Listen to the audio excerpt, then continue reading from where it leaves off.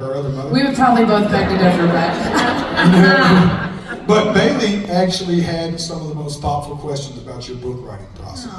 Oh, I'm glad to hear that. You didn't react as such. I was nervous. Sorry, I thought you killed it. I was nervous too. Hey, here are my I was questions. mad He you was didn't like- think about my thing. I was like, hey, here are my questions. And he went, okay. And then turned around. And I was like, all Okay, right. I got you after that though, right? I was like, here we go, guys, it's gonna be good. No, they were killer.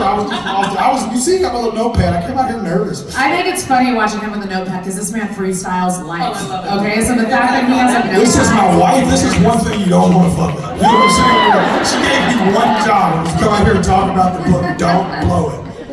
Go ahead, baby. Well, speaking of the book, I wanted to talk about, we talked a lot about what was in the book, what it was like writing it for you, and I love that. But I want to talk about more what inspired you to write it in the first place. And let me tell you something about my wife's consistency. When I first met her, first drunken night, I'm like, so what's your dreams? It's in the book. I talk about a 5-year plan. And I'm like, what's your dream? She's like, I don't know, I want to do like a radio show or something like Howard Stern, podcast. Wasn't necessarily what it would have been. Podcast Which was is not. what the Dumb Blonde show would have been. And she said, then I'm going to write a book. And now keep in mind, I shouldn't say it's from my daughter, but it's in the book. We're cocaine out of our mind and drunk. And I'm like, you know what? This lady might be onto something. He's like, she's a keeper. Because she's definitely a drinker. Smells like freaking vodka and Xanax. You reaped of disappointing Can't even dreams. stand up straight.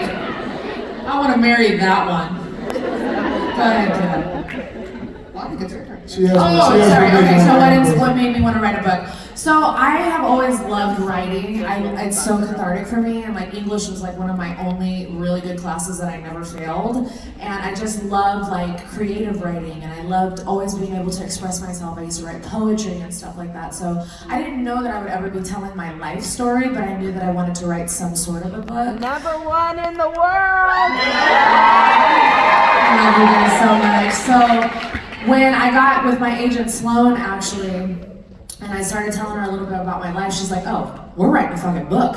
And I was like, it's not that interesting. And she's like, we're writing a fucking book. And I was like, okay. And then on the podcast, I only dropped like bits and pieces of my life. So people would always say, where can I find your story? And I didn't have one. So when Sloan, encouraged me to write this book, and then my, publishers, Carrie at HarperCollins, and then Jill Fritzo, my publicist, who's here tonight. Nice. They all encouraged me and were like, this is great, we're gonna do a rollout, write this book, and